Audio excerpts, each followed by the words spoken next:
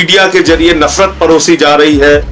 जिस तरह से खुलेआम मीडिया चैनल्स पे बैठ के, टीवी पे बैठ के एंकर्स भड़काने का काम करते हैं, दो प्रवक्ताओं को आपस में लड़ाने का काम करते हैं और उस पर फिर गाली गलौज शुरू हो जाती है। फिर एक तरफ एक भक्तों की टीम लगती है, फिर उनके जवाब में कोई टीम लगती है। ये सब कुछ सोशल मीडिया पे और टीवी पे जो एक नफरत परोसा जा रहा है, कहीं ना कहीं ये उसकी वजह से है कि आज समाज बढ़ता जा रहा है और समाज में आज नफरत का विचार वो बहुत तेजी के साथ फैल रहा है।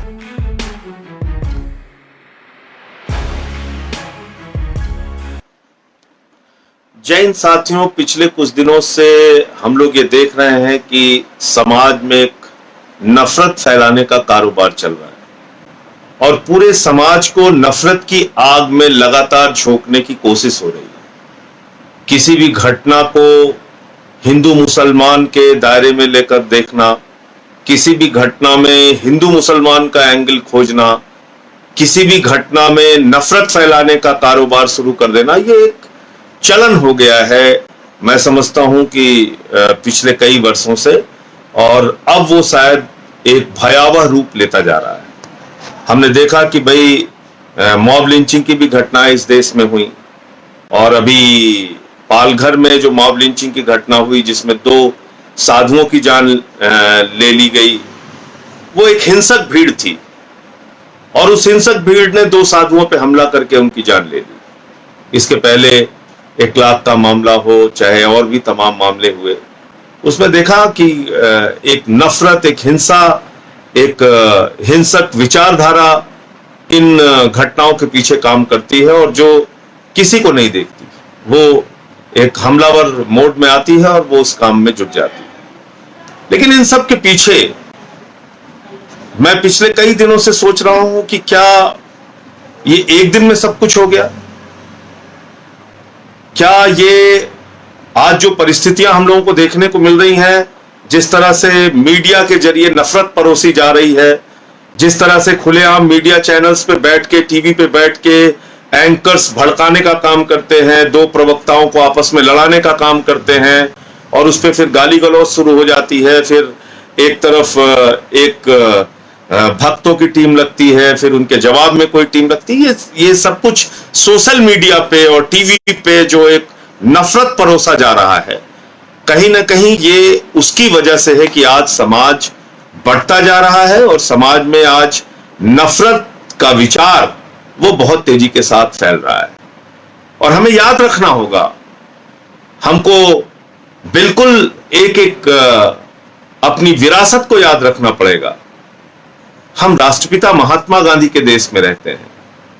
वो राष्ट्रपिता महात्मा गांधी जिनको अहिंसा का पुजारी कहा जाता है, वो राष्ट्रपिता महात्मा गांधी जिन्होंने अहिंसा के माध्यम से गोरे अंग्रेजों से इस देश को आजाद कराया, वो राष्ट्रपिता महात्मा गांधी जिन्होंने आजादी का आंदोलन नॉन वायलेंस, अहिंसा के जरिए चलाकर पूरे देश से उन अंग्रेजों को खदेड़ा जिनका सूरज नहीं डूबता था। और ज्यादा पुरानी बात नहीं है, अगर आप 74 के आंदोलन को याद करें, लोकनायक जयप्रकाश नारायण जी के आंदोलन को, तो उन्होंने भी नारा दिया था, मारेंगे नहीं लेकिन मानेंगे नहीं। यानी सत्ता के खिलाफ जो लोकनायक जयप्रकाश नारायण का आंदोलन था, वो भी अहिंसा का आंदोलन था कि लाठी खा लेंगे, मार खा लेंगे, सत्ता का उत्पीड़न बर्दाश्त कर लेंगे, जेल चले जाएंगे, लेकिन मारेंगे नहीं।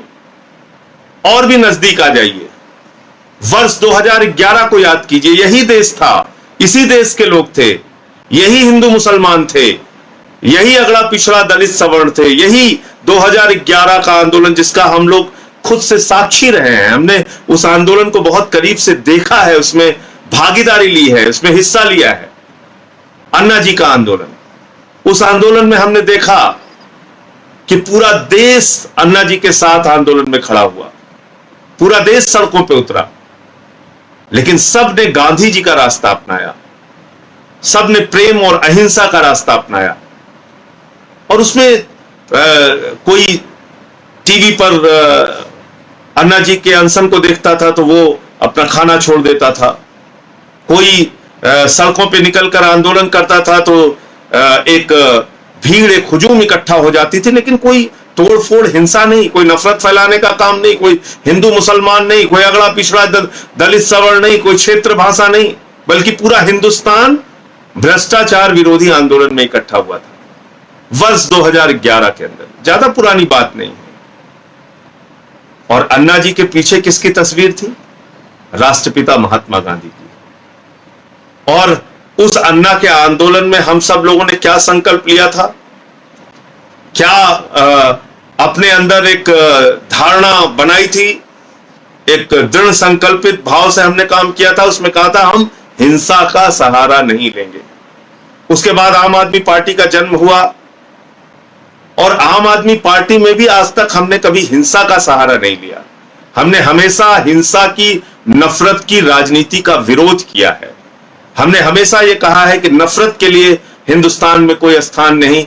ये गौतम बुद्ध का देश है, ये राष्ट्रपिता महात्मा गांधी का देश है, यहां पर नफरत के लिए कोई स्थान नहीं। लेकिन आप देख रहे हैं तमाम चैनल के लोग वो इस वक्त नफरत परोसने का लगातार काम कर रहे हैं। अभी अर्णव गोस्वामी का मामला हुआ, किस तरह से वो चीख चीख के, चिल्ला चिल्ला के एक समुदाय विशेष के खिलाफ नफरत फैलाने का काम करते हैं, हिंदू मुसलमान करते हैं अपने टीवी चैनल पे। तो ये ठीक बात नहीं है। ये नफरत का बीज बोकर हम क्या करना चाहते हैं हिंदुस्तान में? याद कीजिए दुनिया के उन देशों को जो नफरत के बुनियाद पे खड़ा हुए। याद कीजिए वो दुनिया की तमाम शख्सियतें, वो तमाम दुनिया की आबादी, वो तमाम दुनिया के देश जो नफरत की बुनियाद पे अपने देश को बनाने की कोशिश करते हैं, वो बर्बाद हो गए। हिटलर की जर्मनी को याद कर लीजिए। हिटलर ने पूरी दुनिया में तानाशाही लाने का काम किया, हिंसा, नफरत, विश्व युद्ध के हालात पैदा किए, बम और गोली के दम पे दुनिया को बनाने की कोशिश की, बर्बाद हो गया। अंत में उसकी एक ऐसी मौत हुई जो आज तक एक रहस्य है कि उसने अपने आप को, खुद को गोली मार ली। उसके बाद वो चाहे अफगानिस्तान हो, चाहे पाकिस्तान हो, चाहे इराक हो, आप देख लीजिए जहां भी नफरत फैलाने का काम होता है, जहां भी हिंसा फैलाने का काम होता है, उन देशों के हाल, सीरिया को देख लीजिए, जहां भी नफरत फैलाने का काम होगा उन देशों के हालात क्या हैं आप देख लीजिए। और कल मैं रवांडा के इतिहास को पढ़ रहा था, अफ्रीका का एक देश रवांडा, और ज्यादा पुरानी बात नहीं है, 1994 में वहां रेडियो के माध्यम से लगातार तुत्सीस के खिलाफ, वहां पे दो समुदाय थे, एक हुत्तू एक तुत्सी, हुत्तू और तुत्सी दोनों आदिवासी समुदाय हैं रवांडा में, और उन दोनों के खिलाफ लगातार नफरत फैलाने का कारोबार चलता रहा। और उसमें सबसे बड़ी भूमिका रेडियो की थी, सबसे बड़ी भूमिका रवांडा में चलने वाले मीडिया की थी। यूनाइटेड नेशन भी कुछ नहीं कर पाया, दुनिया के तमाम ताकतवर देश भी कुछ नहीं कर पाए। रेडियो पे खुलेआम अपील होती थी, तुत्सीस को मारो, तुत्सीस को मारो, अगर कोई दिखे तुम्हारे बगल तो उनकी हत्या कर दो। इस प्रकार का आह्वान होता था मीडिया के माध्यम से। और हुआ क्या रवांडा में 1994 में, जहां पे यूएन की सिक्योरिटी फोर्सेस भी थी, जहां पे संयुक्त राष्ट्र संघ भी मौजूद था, दुनिया के तमाम यूरोप के देश मौजूद थे। 8 लाख लोग उस बड़े नरसंहार में मारे गए। 8 लाख लोग, राष्ट्रपति मार दिया गया, प्रधानमंत्री मार दिया गया। ऐसा हिंसक समाज बना, किसी ने किसी की नहीं सुनी, एक दूसरे के कत्लेआम में जुट गए। हम कैसा देश बनाना चाहते हैं? हम हिंदुस्तान को रवांडा बनाना चाहते हैं? हम हिंदुस्तान को अफगानिस्तान के रास्ते पे ले जाना चाहते हैं? हम हिंदुस्तान को नफरत की बुनियाद पे बनाना चाहते हैं? उस गांधी के देश को जिसने हमें प्रेम और अहिंसा की शिक्षा दी, उस गौतम बुद्ध के संदेश को हम भूल गए क्या, जिन्होंने कहा घृणा घृणा से नहीं, प्रेम से खत्म होती है, मोहब्बत से खत्म होती है, इंसानियत से, भाईचारे से खत्म होती है। और हम अहिंसा के विचारों को भूल के, हम प्रेम भाईचारे के विचारों को भूल के, धर्मनिरपेक्षता के विचारों को भूल के, वसुधैव कुटुंबकम की जो हमारी विचारधारा है उसको भूल के हम आज एक दूसरे के खिलाफ नफरत फैलाने में लगे हुए हैं। ऐसे कोरोना के संकट के समय में, कोरोना का संकट जिससे पूरी दुनिया जूझ रही है, पूरा हिंदुस्तान जूझ रहा है, हर आदमी डरा हुआ है, भयभीत है, ऐसे समय में भी हम लोग नफरत फैलाने में लगे हुए हैं। एक दूसरे से के खिलाफ कितने आग उगल सकते हैं इस काम में लगे हुए हैं। आपसे निवेदन है, विनती है, हाथ जोड़कर प्रार्थना है, ये मत कीजिए। और इस सब के पीछे विचार कहीं ना कहीं जिम्मेदार होता है, सोच कहीं ना कहीं जिम्मेदार होती है। समाज का नेतृत्व, लोकतंत्र के जो 4 स्तंभ हैं वो क्या संदेश दे रहे हैं, ये कहीं ना कहीं बहुत महत्वपूर्ण होता है। यही देश था, मैंने कहा 2011 याद कर लीजिए, यही देश गांधी के रास्ते पर चला, अहिंसा के रास्ते पर चला। और यही देश आज 2020 आते आते हम कभी मॉब लिंचिंग के बारे में सुनते हैं, कभी हम दंगे फसाद के बारे में देखते हैं कि एक दूसरे के खिलाफ किस तरह से लोग हिंसक हो गए हैं, मारने काटने पे उतर आए हैं। तो इसलिए कृपा करके नफरत के समाचार सुनना बंद कर दीजिए, नफरत के जाल में फंसना बंद कर दीजिए। ज्यादा से ज्यादा गांधी के संदेशों को, क्योंकि अब तो सोशल मीडिया भी बहुत पावरफुल हो गया है, हर आदमी से अपील है गांधी के विचारों को, भाईचारे के विचारों को, एकता के, प्रेम के संदेश को, भगवान गौतम बुद्ध के संदेश को, ऐसे संदेश जिससे समाज में शांति और अमन कायम हो। आज मैं एक छोटी सी कहानी पढ़ रहा था और उसमें उसका वीडियो भी फिर मैंने लगाया ढूंढ के, और उस कहानी में यह कहा गया है कि भाई उम्मीद का दिया जरूर जलते रहना चाहिए।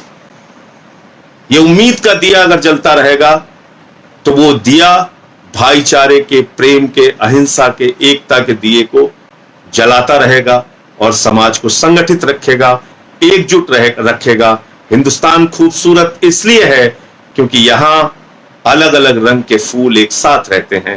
हिंदुस्तान खूबसूरत इसलिए है कि ये एक धर्मनिरपेक्ष राष्ट्र है जहां पर सभी धर्म, सभी जाति, सभी भाषा के लोग, 130 करोड़ हिंदुस्तानी एक साथ मिलकर प्रेम से रहना चाहते हैं। उनको लड़ाने की जो कोशिशें हो रही हैं उनको नाकाम कीजिए और अपने सोशल मीडिया का माध्यम, फेसबुक का, ट्विटर का, व्हाट्सएप का, ये जो माध्यम आपके पास है इसका इस्तेमाल प्रेम और भाईचारा फैलाने में कीजिए।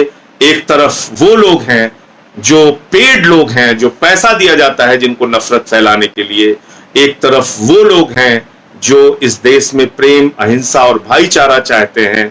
अब आपको यह तय करना है कि नफरत फैलाने वाले जीतेंगे या प्रेम और अहिंसा का संदेश देने वाले जीतेंगे। आप सबसे हाथ जोड़कर विनती है, समाज में एकता, भाईचारे के लिए अपने अपने स्तर पे जो भी आपके पास सोशल मीडिया का प्लेटफॉर्म है उसका इस्तेमाल अपने संदेश देने में कीजिए और समाज से नफरत कैसे दूर हो सकती है इसकी अपील कीजिए। अपने अड़ोस में, अपने पड़ोस में, अपने मोहल्ले में, अपने गली में इस बात का ध्यान रखिए और खासतौर से अपने घर में भी इस बात का ध्यान रखिए कि नफरत का बीज पनपने ना पाए। जय हिंद, इंकलाब जिंदाबाद।